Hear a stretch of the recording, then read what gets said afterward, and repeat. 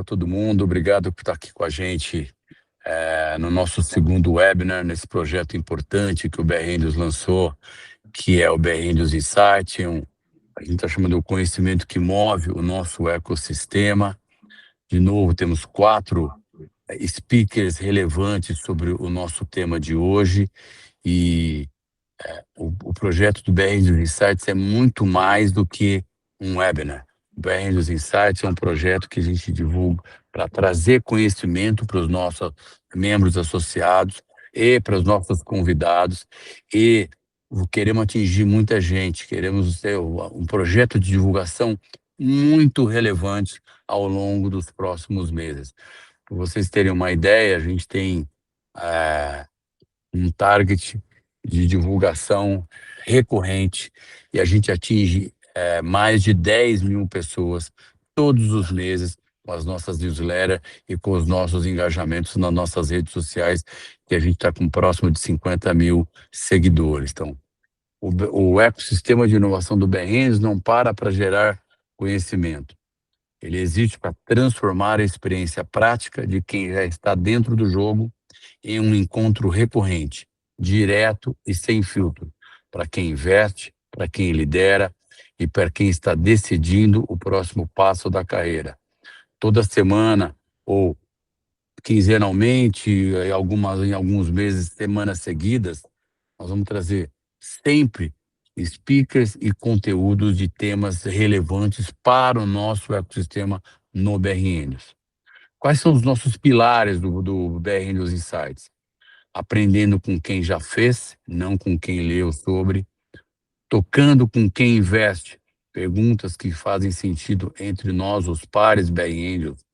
Decidindo com quem opera, conteúdo que vira ação nos próximos dias. Esse é o nosso objetivo, esse é o target que nós estruturamos o BR Indios Insights. Cada tema foi pensado com muito carinho, com muita importância, baseado numa pesquisa que nós fizemos internamente com todos os membros associados. Temos 10 temas desenhados e já temos uma fila de novos temas conforme os webinars forem acontecendo. Então, como será a programação de hoje? Esse é um modelo recorrente, mas como é novo o nosso projeto, nos primeiros eu vou continuar repetindo esse modelo, né? 5 minutos de abertura, que é o que eu estou fazendo esse bate-papo inicial com vocês, 45 minutos de painel, 15 minutos de Q&A.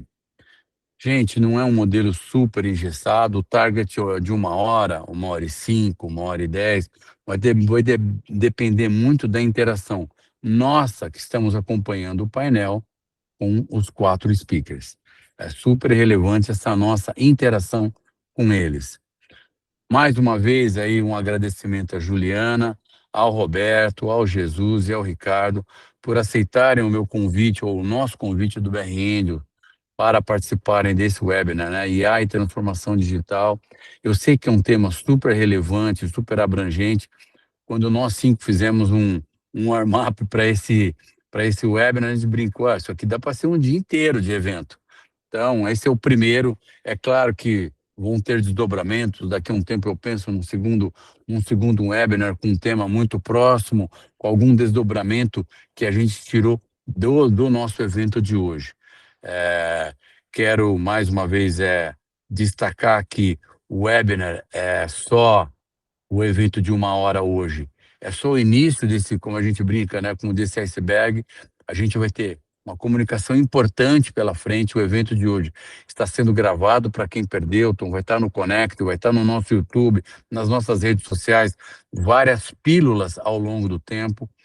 De novo, a gente quer impactar mais de 10 mil pessoas que a gente comunica mensalmente com as nossas newsletters e os nossos 50 mil seguidores nas nossas redes sociais. Então, Juliana, Roberto, Jesus e Ricardo, vocês vão perceber que essa divulgação vai trazer um recall para vocês muito importante também. E por último, antes de eu passar a palavra para a Juliana, eu quero só destacar para todos nós, BR Indios, os nossos próximos eventos. A gente já tem aí 3 webinars previstos para agosto. O webinar no dia 3, que é daqui exatas 2 semanas. Webinar 3, liderança e segunda carreira no ecossistema. A gente tem um evento previsto para o dia 13 de agosto de gastronomia. Aí na outra segunda, dia 17 de agosto, o webinar 4 falando de cibersegurança. Depois, no dia 26 de agosto, que é uma quarta-feira, é um BR Angels Talks. E no dia 31 de agosto, a última segunda-feira do mês, o webinar 5, investimentos em agronegócio. Olhando para frente, o meu plano é fazer 3 webinars por mês. Então, vão ter semanas seguidas, lembrando, né? Sempre segundas-feiras, às 18h30. O mesmo modelo para a gente aguardar e não causar confusão. Igual o Pit Night, que é toda terça, o nosso webinar vai ser sempre segundas-feiras, às 18h30.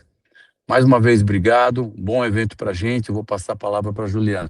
Juliana, a bola está com você. Obrigado. Obrigada, Grício. Boa noite, pessoal. Eu vou me apresentar, depois eu vou pedir para os outros participantes do painel se apresentarem, já trazendo a conexão com o tema que é transformação digital, para a gente já começar esse assunto. A gente quis movimentar esse webinar de uma forma muito prática, tá? A gente entende que, por mais que o tema em si seja bem complexo, a gente quer trazer um pouco essa visão prática. Bom, Juliana Veloso, hoje eu tenho o cargo de Senior Vice President na ThoughtWorks. ThoughtWorks é uma empresa de consultoria estratégica de desenvolvimento de software, então já são aí 30 anos de empresa, e eu sou responsável pelo P&L do portfólio de clientes que compram na América Latina. A gente desenvolve na América Latina, a gente tem uma parte da operação também nearshore, e tenho essa responsabilidade aí há quase 5 anos.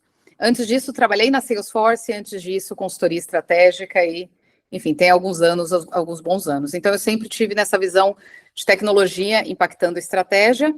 Além disso, aqui na BR, eu também sou professora, palestrante e estou atualmente cursando um mestrado acadêmico aí na GV.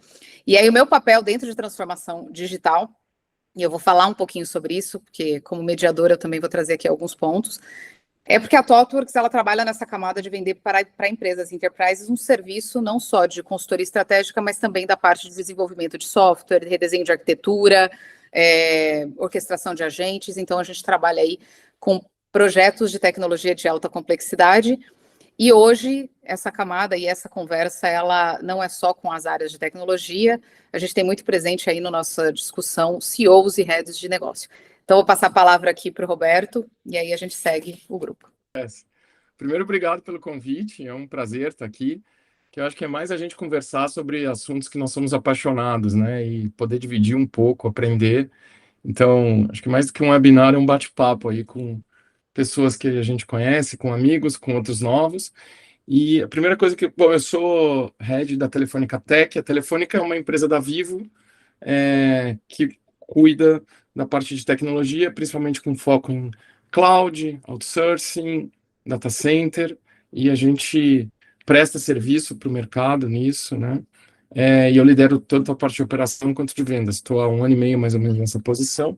Há 6 anos na Vivo, eu brinco que eu era diretor de vendas, eu só vendia, eles resolveram que agora eu tenho que vender, entregar, fazer pós-venda e cuidar do P&L inteiro, e implantar não só a transformação digital na minha empresa, como nos nossos clientes, né?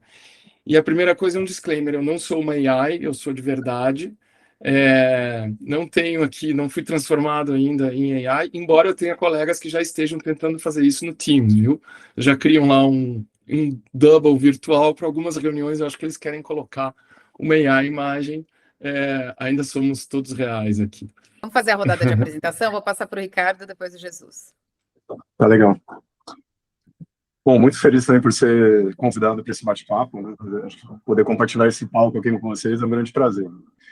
Eu acho que meu background talvez seja um pouquinho diferente de vocês. Eu sou um engenheiro de automação e controle, eu sempre trabalhei com tecnologia industrial.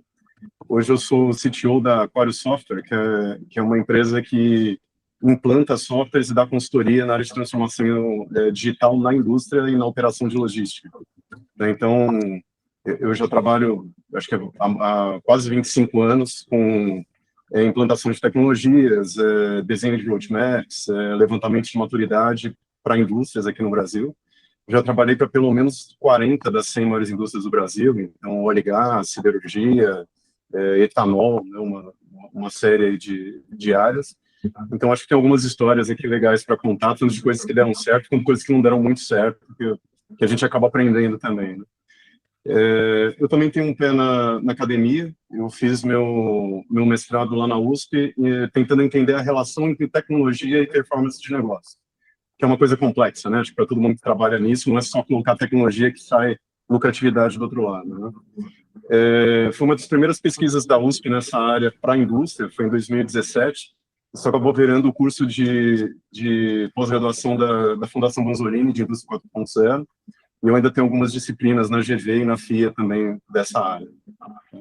Então, vai ser muito legal conversar com vocês e contar e trocar alguns casos aqui. Jesus. Maravilha. Bom, primeiro eu me sinto honrado aqui, participando de uma mesa aqui com a BR Angels, que eu admiro bastante, e está ao lado de amigos, porque aqui eu estou vendo só tem fera. Então, eu acho que o nível aqui vai ser muito legal. Espero chegar lá também.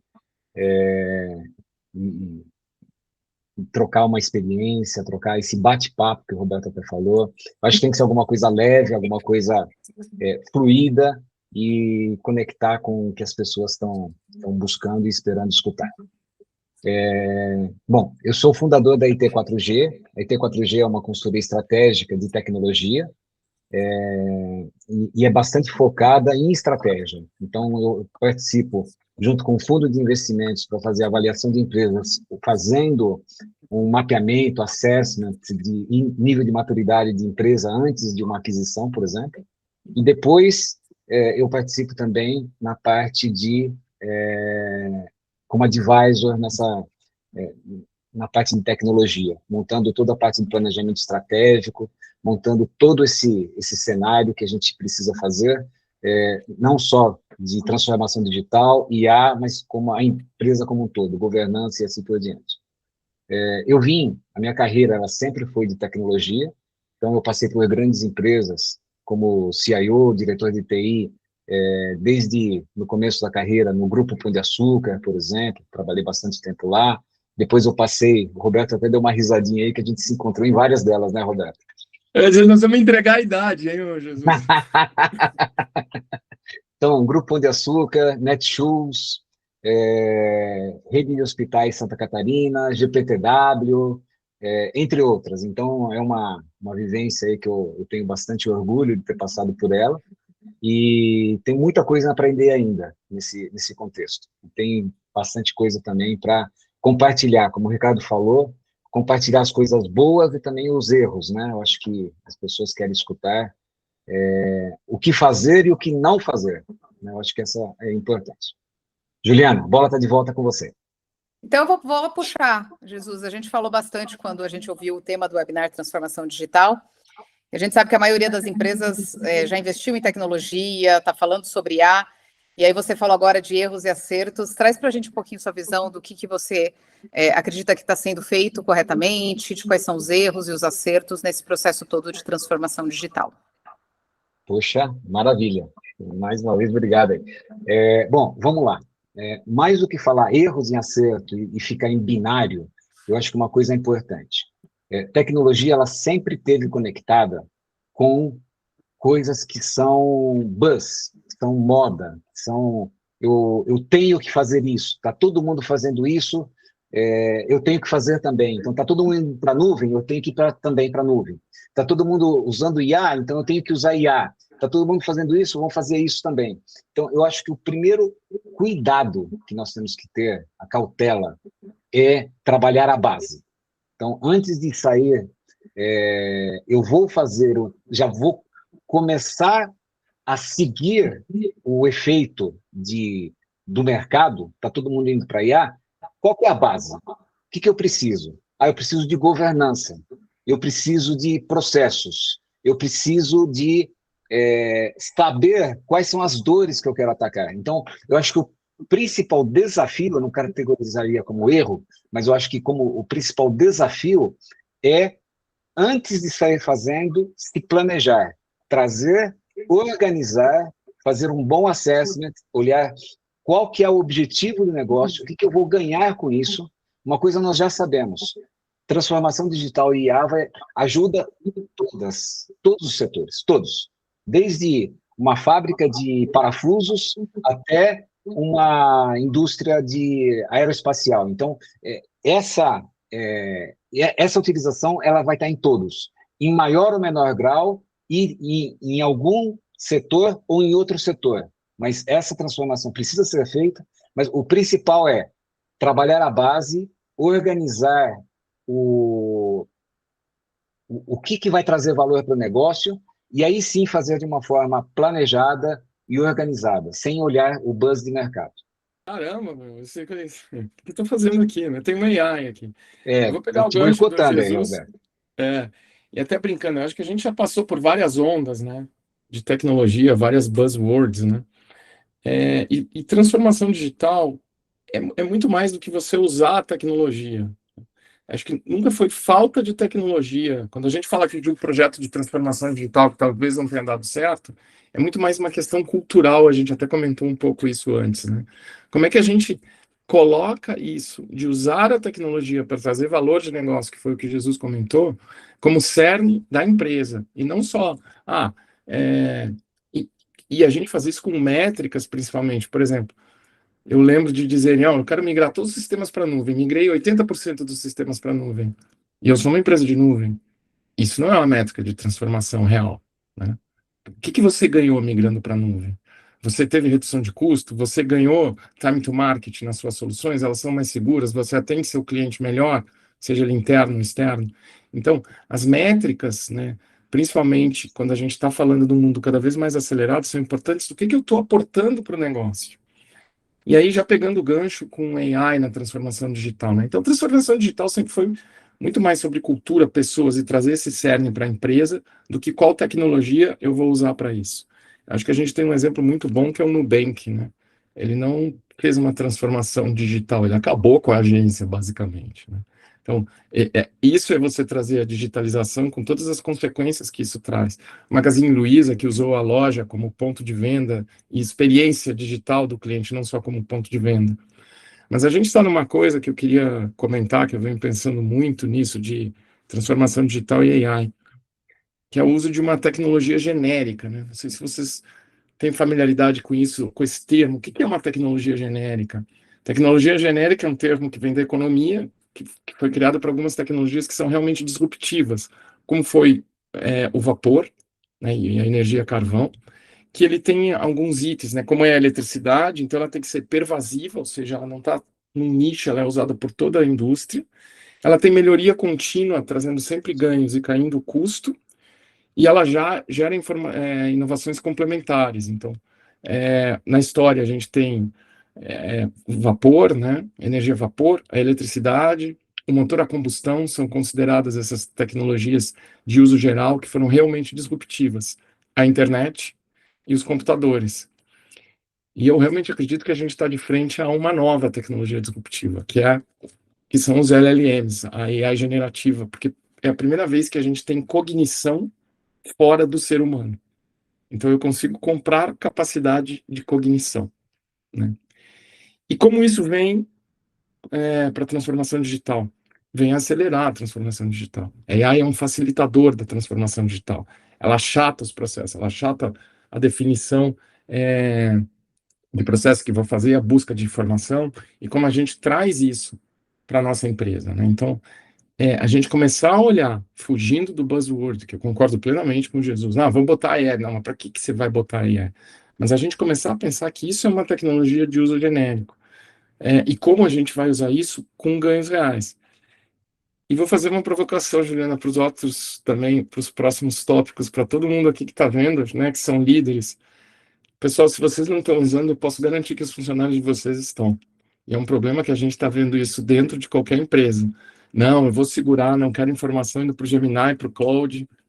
Ó, tá aqui, ó, não está dando para ver de noite, mas é o celular. Eu passo por isso, a gente está passando por isso na Vivo. Como é que eu garanto a segurança disso, dessa tecnologia de uso genérico que está vindo e que as pessoas vão usar? Ricardo, vou dar meu ponto de vista, que eu acho que ele conecta um pouco o que o Roberto falou, depois eu passo para você.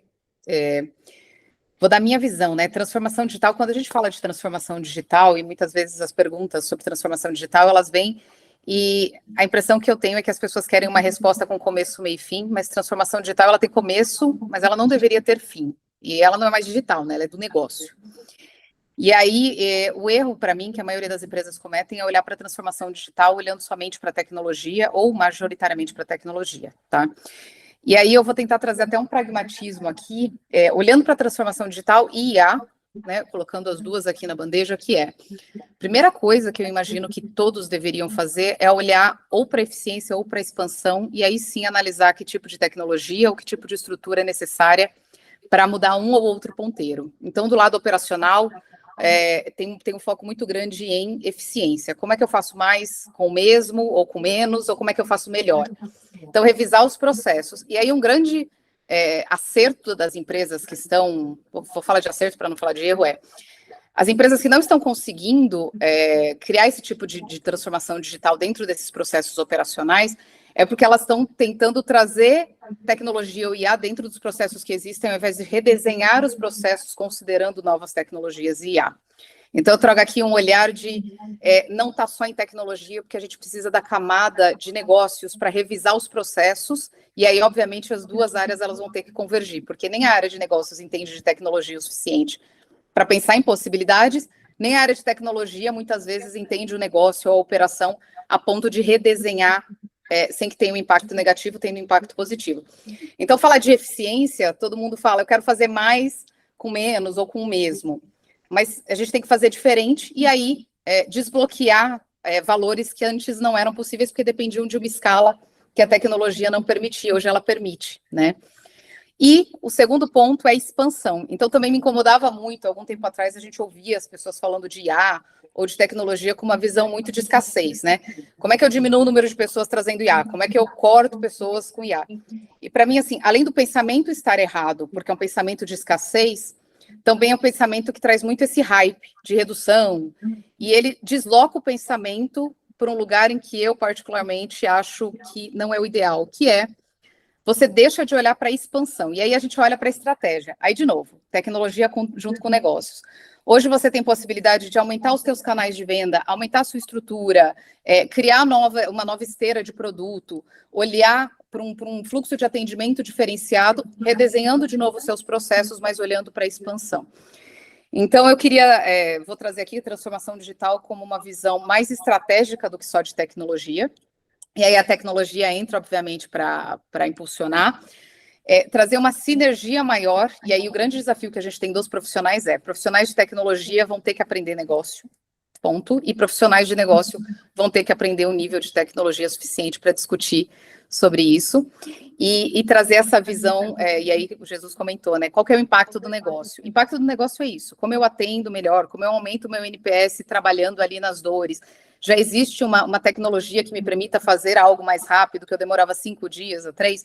Então, esse é o tipo de KPI que deveria ser analisado, mas não tentando trazer o IA para o processo, mas redesenhando o processo pensando na capacidade de tecnologia.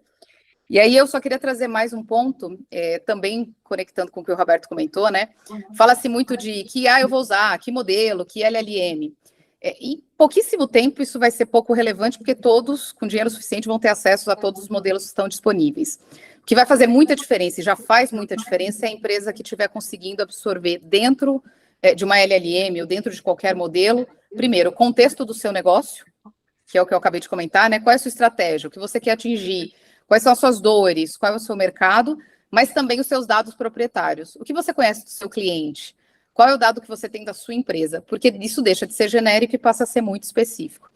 E aí sim, trazer uma agenda específica de tecnologia que toda empresa já tem legado, já tem uma arquitetura, já tem os seus sistemas. Não adianta plugar um IA e achar que vai ser milagre, por mais que exista muita gente vendendo milagre, não é bem assim, principalmente numa empresa que está rodando, que tem a sua estrutura. Como é que eu conecto minha arquitetura? Como é que eu trago escala, eficiência, transparência, segurança? Isso é mais complexo do que criar 1 milhão de agentes e acreditar que eles vão operar milagre. Ricardo mesmo falou, você precisa aí de uma orquestração. Então, se eu sou, por exemplo, uma operação financeira, eu preciso de um agente que vai analisar o crédito, um agente que vai analisar o histórico do cliente, um agente que vai analisar algum tipo de transação, e aí como é que eu orquestro esses agentes para que eles se conversem. Então, são várias agendas, e para mim, isso vai para um lugar de se desafiar como modelo operacional. Então, você está sentando com os seus diretos, sentando com a sua gestão, seus diretores, para reavaliar os seus processos e analisar oportunidades a curto, médio e longo prazo. Eu acho que essa é a agenda de transformação digital que a gente tem que estar colocando aí no nosso dia a dia. Acho que era isso que eu queria colocar, vou passar para o Ricardo agora.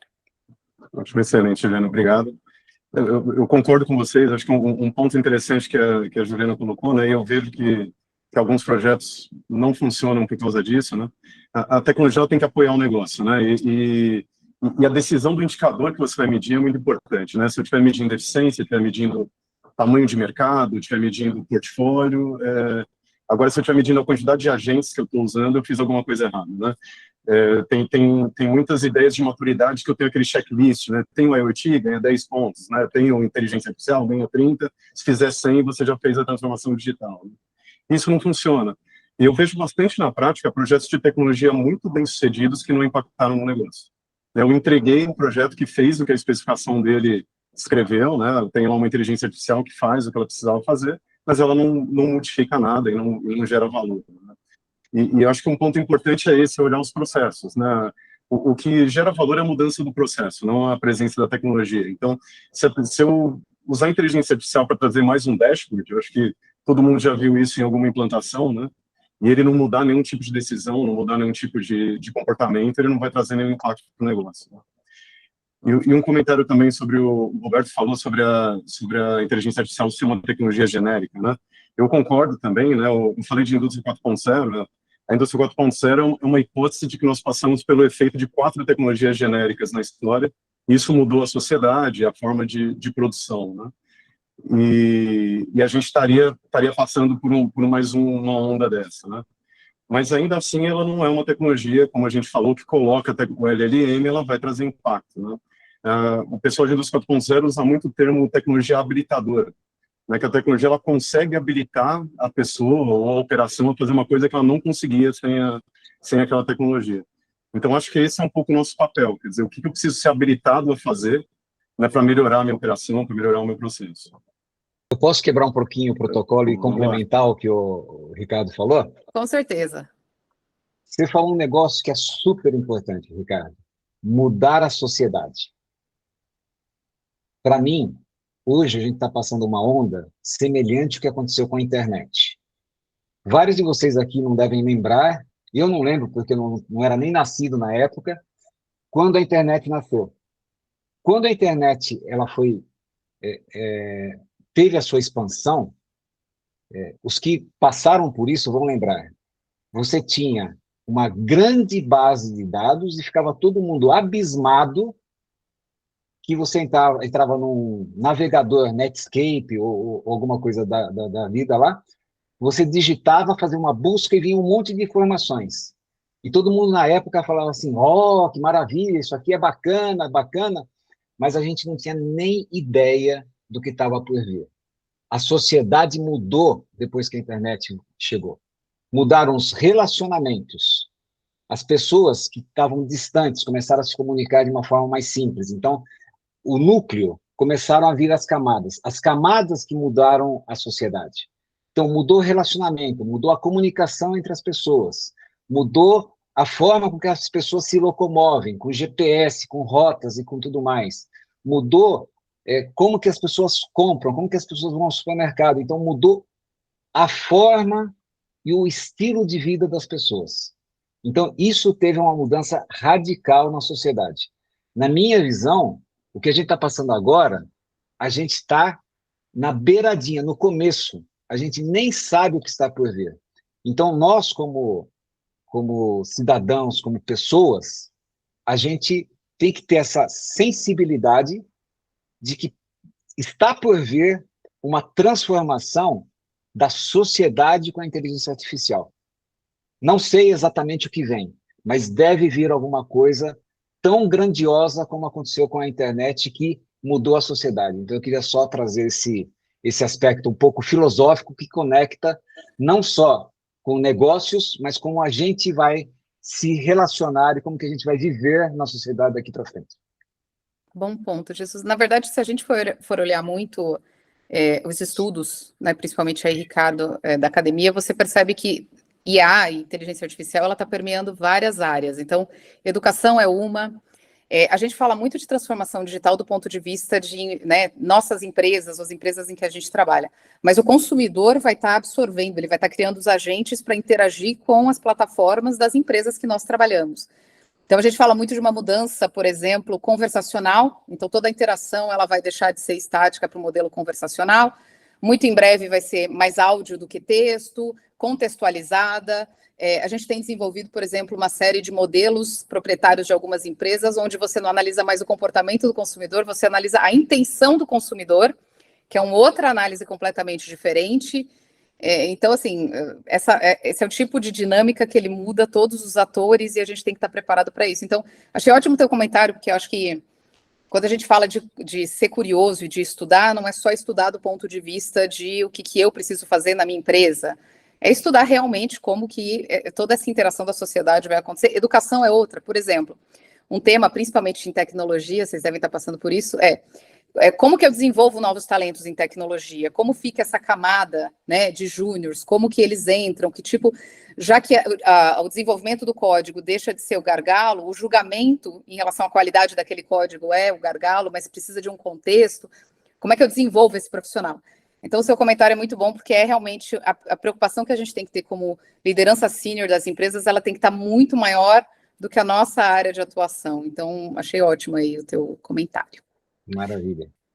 E aí eu acho que a gente falou um pouquinho de trazer alguns cases, né? Para a gente é muito importante até para tangibilizar, trazer alguns cases. Eu espero que os cases que a gente vai trazer aqui reflitam, mas é importante dizer que cada empresa tem o seu desafio e a gente tem que olhar muito com esse olhar de tentar intercambiar o entendimento de aplicação e implementação de tecnologia dentro das empresas. Vou abrir aqui para quem quiser começar. Vou trazer um case que é bem do universo industrial, mas eu acho que ele traz elementos que a gente encontra em vários outros negócios, né? Que é o uso de inteligência artificial para predição de falhas de equipamentos. É um tipo de projeto que tem acontecido bastante, assim, acho que nos últimos 5 anos.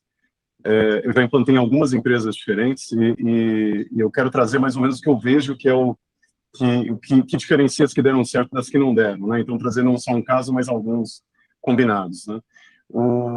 A ideia desse tipo de projeto é você conseguir prever o equipamento, quando o equipamento vai falhar, antes dele falhar, né? E quando a gente fala de indústrias que são muito dependentes de grandes equipamentos, vamos pensar uma plataforma de petróleo, onde tem uma bomba ali de alta potência que traz o petróleo para a plataforma, né? Ou um forno de siderurgia, se ele parar, o processo para totalmente. E aí eu estou falando de milhões de produtos não produzidos naquele intervalo, né, até eu conseguir retomar o equipamento. E imagina a logística e o custo, por exemplo, de substituir uma bomba em alto mar numa plataforma, né? Então, muitas empresas foram buscando isso, quer dizer, eu consigo, com os dados que eu tenho dos equipamentos e inteligência artificial, prever quando o equipamento vai falhar, né? E quando a gente começou a desenhar esses cases, né, a primeira pergunta é qual que é o ROI, né? Como que eu calculo que eu vou ganhar com isso, né? Aí a gente fala, não, então me dá, por exemplo, o histórico de falha da plataforma de 10 anos e a gente vê o quanto que isso custou, né? E aí começou a vir informação que esses equipamentos críticos nunca falharam. Né? Por que eles nunca falharam? Porque porque o impacto é tão grande que os trabalhos de prevenção de falhas, investimentos em equipamentos, acabam sendo autossuficientes para que eles não falhem, né? E aí ele entra num tipo de projeto de tecnologia que eu acho que é complexo, que é de redução de risco, né? Como que você calcula o ROI de um projeto onde eu reduzo o risco? Algumas empresas são bastante maduras em olhar risco, né? Mas outras que não são, quer dizer, onde é que está o dinheiro na redução de risco, né?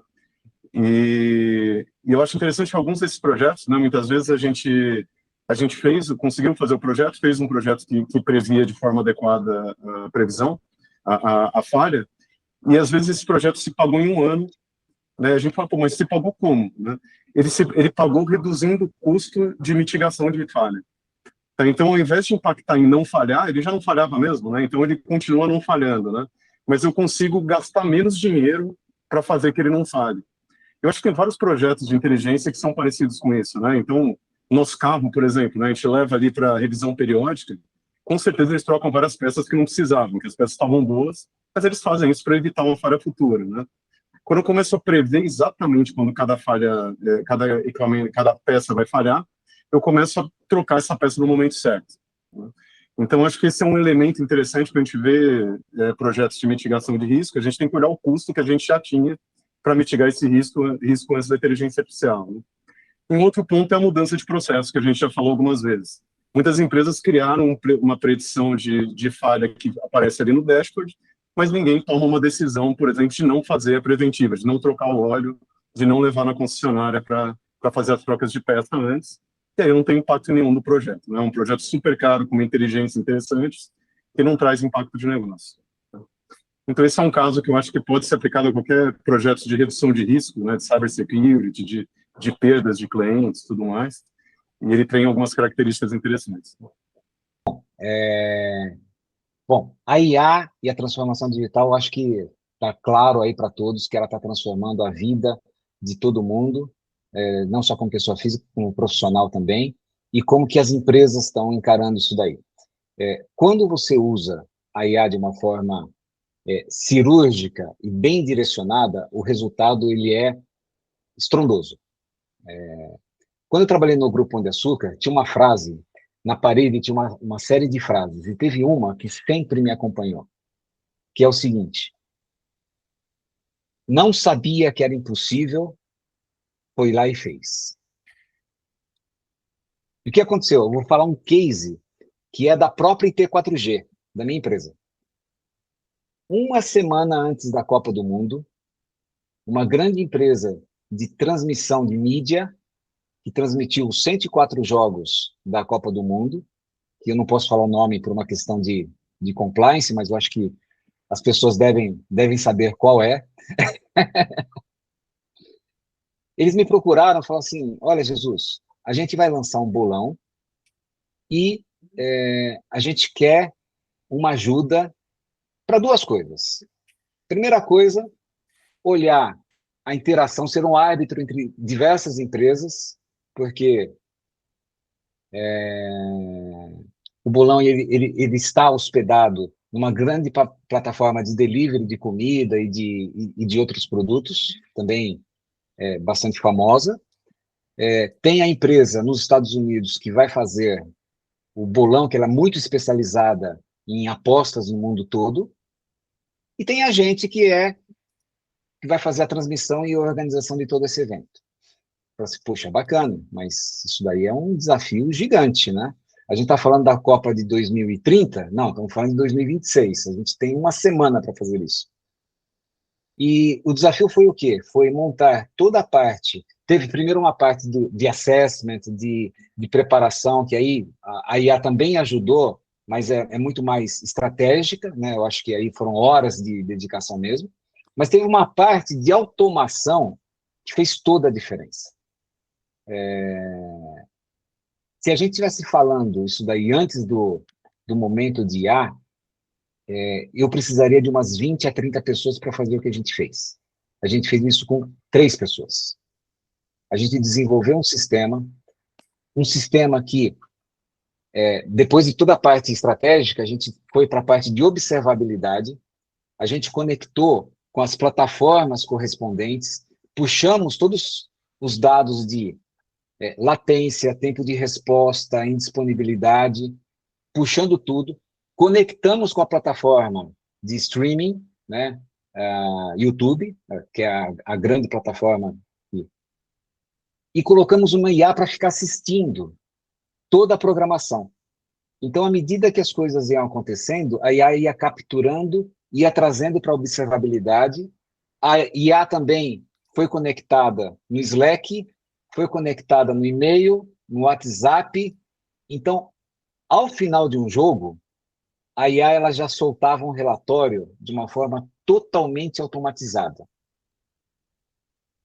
Então, se teve algum incidente, se teve algum alerta amarelo de o tempo de resposta ficou um pouco prejudicado, isso daí ele capturava já das discussões pelo WhatsApp, capturava das discussões no Slack, capturava qual era o tempo de resposta histórico, minuto a minuto, trazia tudo isso daí de uma forma em real time para uma decisão na hora mesmo. Inclusive, essa IA que ficava assistindo o YouTube, ela também puxa todos os comentários em real time. Então, a gente conseguia ver se os comentários estavam subindo, se eles estavam descendo, se o tempo de resposta estava bom, se não estava. Isso em uma semana. Uma semana. Então, esse é o tipo de uso da IA que alavanca uma coisa super importante, que é a agilidade e assertividade. Eu acho que esse daí é um caso que a gente tem bastante orgulho. O painel ficou muito, muito legal, mostrando todas as interações, desde parte de quantidade de audiência versus a parte de métricas do sistema e também a parte de interação com o sistema. Então, tudo isso daí montado numa única plataforma e com uso bastante intenso de IA para montar tudo isso daí e para orquestrar tudo isso daí. Isso daí foi um projeto que gerou assim um resultado muito bacana e muito rápido.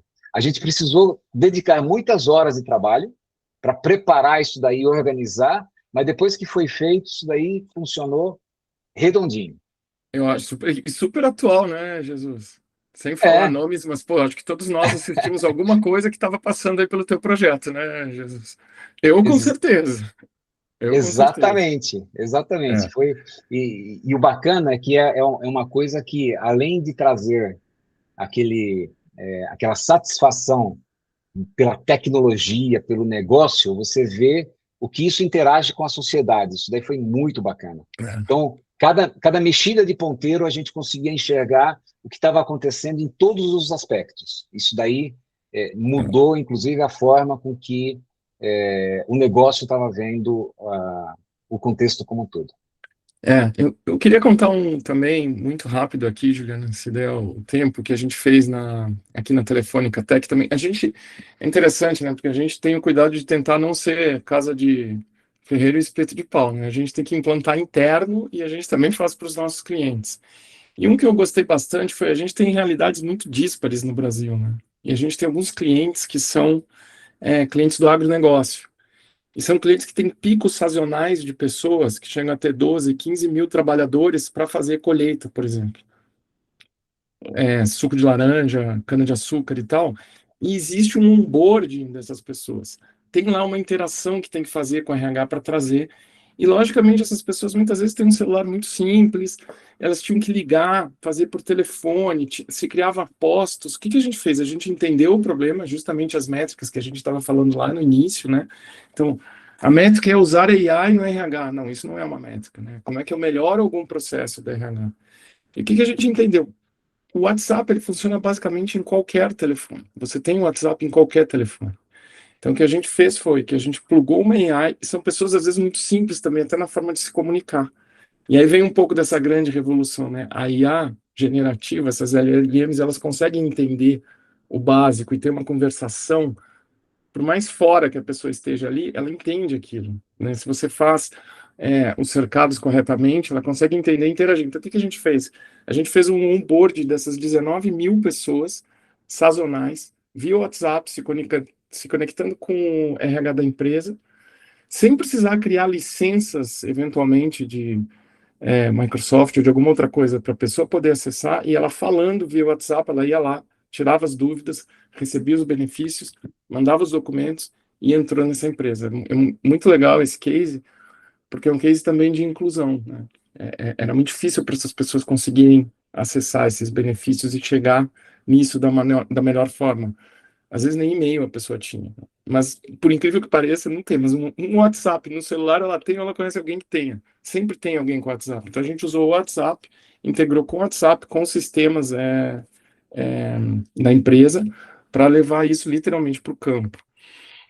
E a gente tem visto, queria comentar uma outra coisa, acho que se eu deixar, sim, alguns cases interessantes, acho que precisa entender, né? Então, precisa ter alguém que conheça isso para você não sair fazendo à toa. Mas uma coisa que eu digo é, usem na área de TI.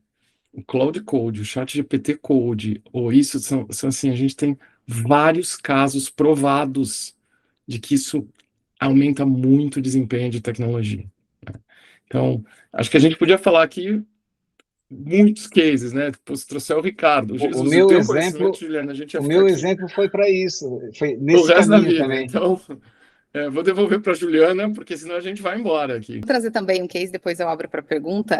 Se vocês quiserem também, a gente falou bastante aqui de negócios, dá para fazer uma agenda bem de tecnologia, falando aí de eficiência de geração de código, práticas novas de harness engineering, a gente pode abrir. Eu queria trazer, na verdade, eu vou tentar trazer 2 cases muito rápidos. Um case, eu falei muito de processos, eficiência, tá?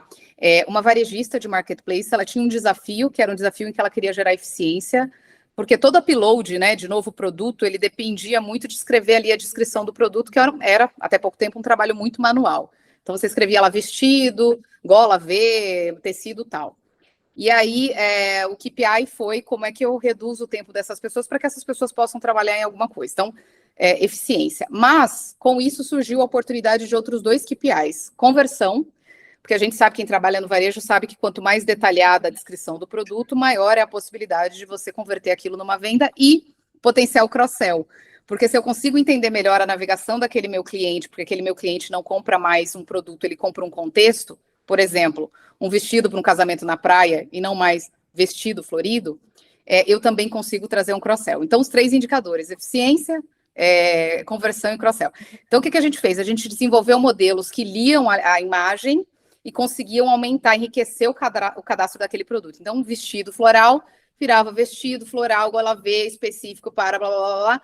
E isso, obviamente, gerou menos tempo dentro das pessoas digitando, eficiência, melhorou a conversão e cross-sell, porque com isso a gente entendia melhor o contexto da navegação do cliente e conseguia oferecer produtos que fizessem sentido. Então, se é um casamento na praia, obviamente que ele precisa de uma sandália e uma bolsa. Então, esse é um processo que é bem um processo de redesenho de um fluxo. E um redesenho do processo todo. A TOTWORKS, ela fez uma parceria, né? A Latam Airlines é nosso cliente, e ela tinha ali um desafio com a manutenção de aviões. Então, muito baseado ali no case que o Ricardo comentou, um avião no chão é perda de receita, né? Assim como qualquer veículo parado é perda de receita. Então, a primeira coisa que a gente fez foi um business case de 5 anos aí, com uma consultoria estratégica, para redesenhar, digitalizar o processo todo, envolvendo ali agentes, IA, automação, aonde fosse possível, para que a gente tivesse o que era, a princípio, eficiência, captura de valor. Qual que é a diferença entre um e outro? Eficiência é isso, né? Fazer mais com menos ou mesmo com menos. Captura de valor se esse avião não está no solo, ele está voando, se ele está voando, ele está me gerando receita. Então, tem uma combinação dos 2. Então, todo o processo de manutenção foi redesenhado, pedaço a pedaço. A gente está no ano 3 de 5, e a gente tem aí algumas dezenas de milhões de dólares de captura de valor. Esse é um case que em várias feiras de aviação a gente está levando, mas qual foi a grande diferença, né? Eu trouxe esses 2 cases, cada um tem uma visão mais longo prazo, né, e de redesenho mesmo de todo o processo, e o outro é um case um pouco mais específico, que uma área específica conseguiu criar.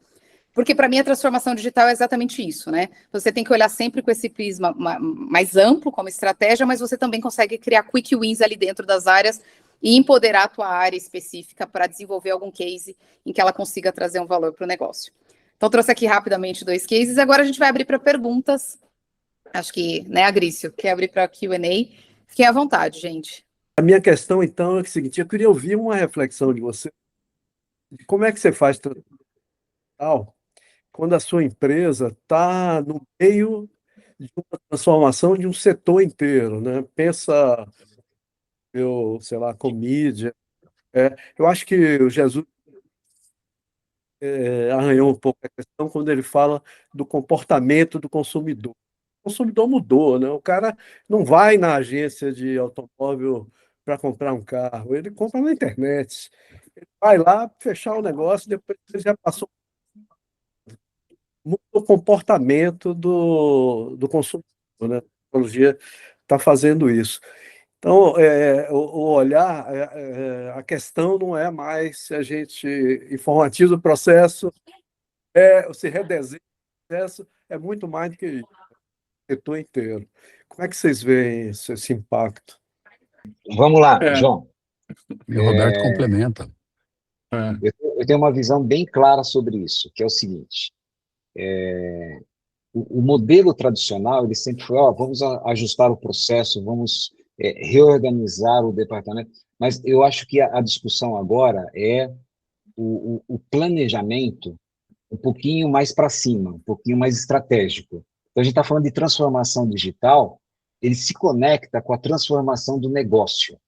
Então, aproveitando esse momento, eu acho que a gente tratar esse tipo de situação como que eu vou me posicionar no mercado, como que eu vou fazer essa evolução para aproveitar esse momento e já fazer esse ajuste de processo. Eu acho que as coisas têm que ir juntos, senão a gente perde o timing. Já focando em como que eu vou me posicionar no mercado. Um grande exemplo que você deu, as pessoas hoje não compram o carro dentro da concessionária, elas já vão decididas. Então, como que eu me posiciono com relação a isso? Como que eu mapeio esse tipo de situação e como que eu uso a IA e a transformação digital a meu favor? E aí as coisas, elas acabam convergindo para o mesmo lugar. E é mais ou menos aquilo que eu falei antes também, que a sociedade está se modificando. E de uma forma tão rápida que se a gente fizer ligar o retrovisor e olhar 6 meses para trás, a gente nunca ia imaginar que a gente estaria onde a gente está hoje. Então, usando o mesmo conceito, como que vai ser daqui a 6 meses? Então, a gente já tem que deixar o caminho mais ou menos preparado para isso e buscar juntar as coisas com a transformação de negócio. E aí, João, uma coisa importante é a questão de patrocínio dentro da empresa. A empresa tem que estar alinhada com essa estratégia, porque se tiver uma área, um departamento querendo mudar o negócio sozinha, esse negócio não vai funcionar, a gente já sabe disso. Então, fazer uma transformação do negócio, ela é muito mais do que só um ajuste de um departamento. A gente está falando de alguma coisa que vai mexer o ponteiro da empresa. É isso que o Jesus comentou, né? Acho que a importância disso vir, né? De ter o exemplo, de ter o desenho dos processos, ter o envolvimento do CEO, do diretor, ou enfim, do head, mas quem acaba implantando isso, né? É a média gerência, são as pessoas que estão lá. Então, é fundamental a gente envolver essas pessoas, né? Todo programa de transformação digital, mesmo de AI ele tem que vir com um componente de gente, de transformação de pessoas, desenho de processos, e principalmente com métricas do negócio. Eu acho que fundamental é isso, né? Eu brinco, vou dar esse exemplo que eu tive, né? Vários clientes, não, eu quero levar metade dos meus sistemas para a nuvem ano que vem. Isso não é métrica, por que você quer fazer isso, né? Você vai baixar o sarrafo em todo mundo e vai levar, e aí você ganhou o quê com isso? Agora eu levei para a nuvem, eu levo 2 horas a mais para entregar o que eu fazia antes. Então, qual é o objetivo do seu negócio, como você entrega, e principalmente, eu acho que é muito bom isso do consumidor, né? O consumidor é informado hoje. A Juliana deu um exemplo ótimo também de moda, né? De casamento na praia, o que você precisa e tal, até fiquei pensando nisso, né? Como que essa transformação está voltada para o teu cliente, levando em consideração a quantidade de informação que ele tem. Então tem que envolver as pessoas, tem que ter um programa junto de transformação digital com as pessoas, porque elas hoje, ainda mais com a IA, todo mundo aparece, mas eu vou perder o emprego, eu vou, né? E não se trata disso, né? Se trata muito pelo contrário, eu vou te potencializar. Então, eu acho que esse componente das pessoas, quando faz um departamento inteiro, que foi o teu exemplo, né, a tua pergunta, cortou muito teu áudio, João. Não sei se eu entendi perfeitamente o que tu estava dizendo, mas tu estava comentando de fazer no departamento inteiro. Não é só a tecnologia, a gente tem que olhar muito para as pessoas. Acho que a maioria dos projetos que eu vi não darem... Desculpa, fala, João. Na realidade, eu estava falando da transformação de um setor inteiro. Então, a cabeça não é o seu negócio, está o setor inteiro em transformação. É o caso do... Está todo mudando. Os shoppings quebrando, e o desafio hoje. Então, você está no meio de uma transformação bem maior do que o seu negócio. Exatamente. Eu posso fazer Não, perfeito. comentário? João, vai lá, Juliana. Para mim, aqui é uma visão alto nível, liderança sênior, que tem que estar olhando muito mais para foresight. Quais são as tendências, qual que é essa visão? deixar a camada de operação na mão, obviamente, da diretoria, está sempre analisando, mas está olhando para esse redesenho do negócio. E aí, obviamente, olhar para onde o seu consumidor está indo, quais são os potenciais concorrentes que você tem, não concorrentes direto, mas concorrentes na ocasião, no consumo. Então, assim, é literalmente deixar tempo para que você consiga estar analisando essa mudança de perspectiva.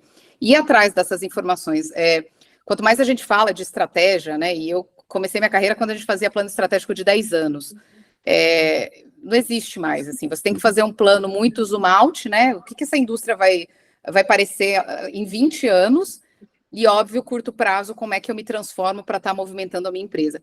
Para mim, essa é a agenda da liderança sênior, é estar se preocupando com o redesenho do seu negócio, com potencial expansão. A gente fala muito de ecossistema, mas ecossistema para mim vai muito nessa linha de eu sou um varejista, eu vou criar um banco, eu vou criar um marketplace, eu vou criar um ecossistema por trás, eu vou ter novas fontes de receita, da onde vai vir ali a minha conexão com o cliente, aonde eu capturo mais dados. Então, eu crio uma eficiência operacional, transformando, redesenhando os meus processos, mas a liderança sênior das empresas, na minha visão, ela tem que estar com essa cabeça muito mais no futuro, conversando com outras áreas, conversando com... Eu gosto muito de estar em mesas diferentes exatamente por isso, assim, de onde vêm as ideias, quais são esses movimentos em que a gente está o tempo todo preparado. E a gente tem que ser, a gente fala muito de ser flexível e adaptável, na minha visão é isso, como é que eu preparo uma empresa para que eu consiga me movimentar diante desse cenário que a gente tem hoje em dia do consumidor mudando sua forma de adquirir produtos, bens e serviços. Do lado, por exemplo, das empresas de tecnologia, e aí eu falo muito, provavelmente, Ricardo, estão sentindo isso, a gente trabalhava muito com o modelo comercial de vender hora. A gente está repensando tudo isso. Plataformas de SaaS estão repensando seus modelos. Então, para mim, é muito uma agenda que tem que fazer parte do nosso dia a dia, esse tipo de exploração. Porque os negócios daqui a 20 anos vão parecer muito diferentes do que eles são hoje. E a diferença vai ser que empresa que vai estar conseguindo se movimentar e se adaptar rapidamente para aproveitar as oportunidades nesse movimento. Não sei se eu respondi a tua pergunta. Excelente, Ana, excelente. Eu acho que a gente passou, ou está passando, daquela fase em que o cliente fazia uma encomenda e a gente desenvolvia a tecnologia. Acho que é uma cocriação, né? É um trabalho a quatro mãos, mas junto com... Tem que pensar mais essa empresa inserida na sua cadeia de valor, né? Acho que o Felipe tinha levantado a mão, né, Felipe? Eu vou fazer aqui minha pergunta. É uma pergunta um pouco ampla, assim. Eu participo de alguns círculos de discussão sobre riscos, e um dos riscos aí da questão de geopolíticos que tem sido discutidos é a questão da dependência, né, que pode estar sendo criada com modelos de IA, e você pendurar, né, partes importantes da sua operação em modelos de IA que podem ser controlados aí por outros países, tá certo? Teve um exemplo agora recente do Fable e do Mythos, né, que bloquearam, e se você tivesse pendurado neles, você poderia estar com problema. Tem a Europa desenvolvendo aí modelo Mistral na França, meio atrasada, tal. A minha pergunta é assim, o quanto que uma empresa, né, brasileira deve estar preocupada com esse tipo de risco, se na visão de vocês, né, ele é um risco tangível, real, ou se ainda é uma viagem sobre isso? Eu posso responder porque a gente está lidando com isso muito através da Telefônica. Essa questão geopolítica tem surgido dentro da nossa empresa, tem surgido em alguns clientes. A Telefônica faz parte de uma iniciativa europeia. A Europa está bastante preocupada com isso, né? Eles chamam de Gigafactory. Eles estão construindo. Existe um projeto muito grande de construir vários data centers na Europa para abrigar modelos próprios de LLM. Então, primeiro, eu acho que sim, é um risco real. Isso é muito discutido, inclusive dentro de AI. Hoje você tem 2 ou 3 empresas que têm os modelos mais avançados. Na verdade, a gente está falando de Gemini, Anthropic e do ChatGPT, né, da OpenAI. As 3 são nos Estados Unidos. E a gente tem no outro polo modelos chineses que hoje são de código aberto, que é o Kimi, GLM 4.2, que você pode baixar esses modelos, mas na verdade são modelos chineses. E tem duas maneiras de responder essa pergunta, né? A primeira é a infra, onde você roda isso, que é complicadíssimo. Hoje, o único lugar que isso existe mesmo é nos Estados Unidos, e uma empresa faz esses chips, que é a NVIDIA. A China está buscando isso, a Huawei, a gente trabalha com a Huawei Cloud também. Eu tive na China vendo isso, eles estão tentando buscar, mas se diz que eles estão, em termos de chip, ainda uns 2 anos atrás. É muito difícil a gente se prevenir. O que a gente tem, bom, a Europa está indo nesse movimento, o Brasil está ensaiando alguma coisa, mas no nosso estilo brasileiro não sai a lei dos data centers para a gente fazer. O que eu diria hoje, né, conversando com clientes, olha, tenham alternativas em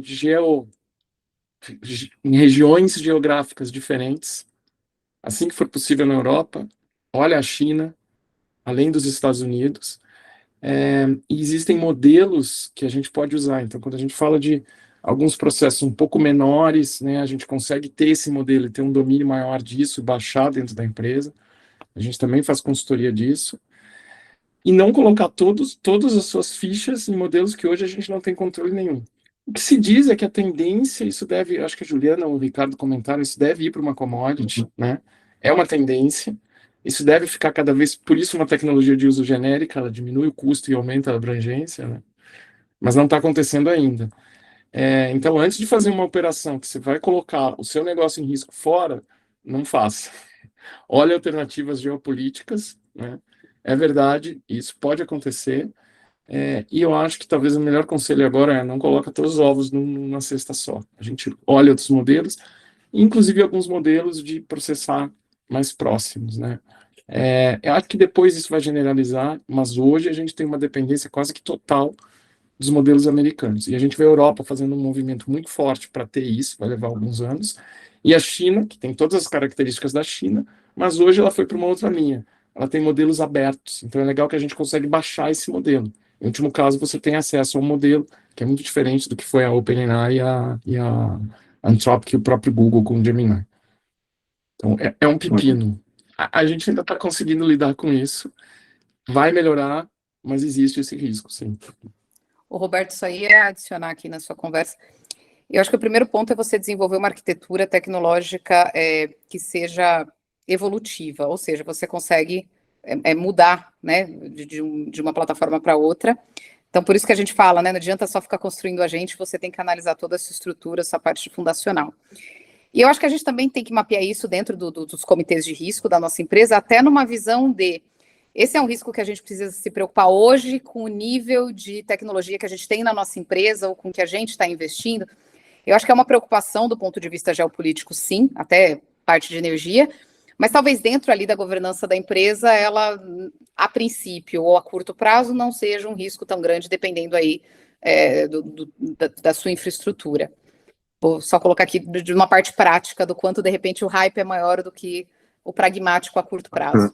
Um comentário também, eu trabalho bastante com áreas reguladas, né, onde eu tenho risco de vida, risco de qualidade de produto, a área farmacêutica é bastante forte nisso, né, se eu tiver qualquer chance de alteração na qualidade do produto, eles barram a tecnologia.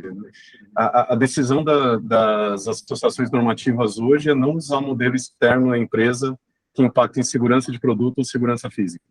Então, eu posso rodar internamente, é o que o Roberto falou, eu diminuo muito a qualidade do modelo, né, tem várias aplicações que ficam inviáveis, se falar, eu vou rodar dentro de casa, mas eles preferem, né, ter essa redução do uso dos modelos do que impactar. Então, é uma questão muito relevante, eu acho que a gente vai enxergar isso mudando com o tempo. Se eu puder complementar, eu acho que o importante que a Juliana falou de você ser independente do modelo, é o que a gente acredita que o modelo vai se comoditizar. E a tua infraestrutura que usa uma AI generativa tem que ser independente do modelo, porque tem uma outra questão que a gente viu na cloud e vai ver agora, que é a questão de custos, né? Então, por exemplo, eu crio toda a minha infraestrutura em cima de cloud, por exemplo. O cloud muda a política de preço dela a hora que ele quiser e a gente está ferrado, né? O resumo é esse. Então, a orientação que a gente tem é construir isso de forma que você possa chavear esse provedor, não só por causa do risco geopolítico, mas por causa do risco financeiro, para você não ficar em lock-in com o cara, que é bastante complexo. Eles estão hoje, o que eles estão usando? A AI hoje é fortemente subsidiada. né? Fortemente subsidiada. O custo de transação do que a gente faz hoje, ele é negativo para as empresas frente ao que a gente paga, porque eles estão ganhando, eles estão em momento de escala e de ganhar cliente. Em algum momento isso vai equilibrar. Então as alternativas são soluções híbridas, você trazer isso, fazer uma análise de custo muito precisa para onde a gente vai. Eu concordo plenamente com a Juliana, hoje não é um risco ainda, né? Tem muito hype. Mas se você começar a construir em lock-in, talvez venha a ser. Tanto pela questão geopolítica, que sim, mas eu vejo com muita preocupação, a gente tem internamente junto aos clientes a questão de custo, que vai escalar, né? Hoje ela é deficitária, daqui a pouco eles vão começar a equilibrar. E aí a gente tem que ser capaz de se mover, por isso esses modelos que a gente pode baixar, modelos abertos, enfim. Tem várias arquiteturas que a gente tem que pensar para minimizar esses riscos de custo geopolítico e de infraestrutura. Ô, Roberto, eu sei que estamos no finalzinho do tempo, mas só complementando, a gente tem que buscar o equilíbrio também, pensar dos dois lados da balança. A gente tem os riscos de fazer e os riscos de não fazer. Só deixar essa pulguinha aqui para a gente refletir. Bom ponto, Luiz. Obrigado aí pelas respostas, muito boas. Acho que a gente está se encaminhando aqui para o final. Como a gente falou, obrigada por quem ficou até agora, espero que tenha sido de valor para vocês. Como a gente comentou, a transformação digital, na verdade, é a transformação de negócios, de estratégia. Ela permeia aqui todas as estruturas, todas as etapas, e ela é muito mais complexa, a gente pode falar sobre diversos temas. Mas eu queria agradecer, né? Se alguém tiver mais alguma dúvida, nosso LinkedIn está aí, pode nos seguir. Para mim foi um prazer estar aqui, é sempre bom trocar ideia com os meus colegas Roberto, Ricardo, Jesus, Sagrício, foi um prazer. E vou passar aqui a palavra também para os meus colegas se despedirem aqui antes do Agrício finalizar. Obrigada, gente.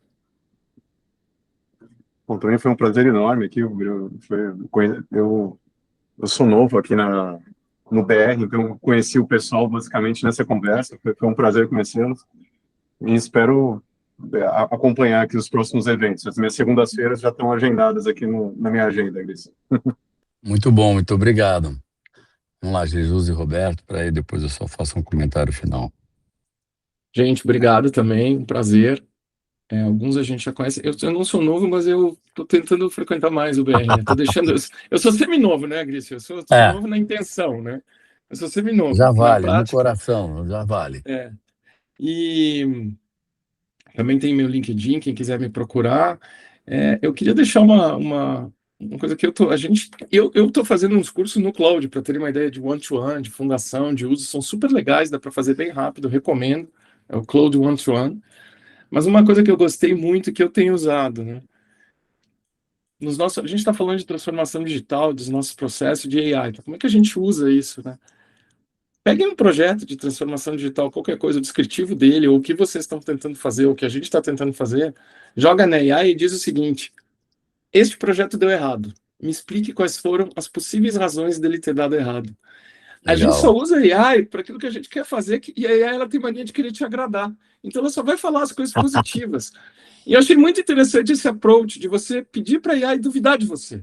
Diz assim, olha, esse troço aqui deu errado, ou vai dar errado, ou me prove que eu estou errado.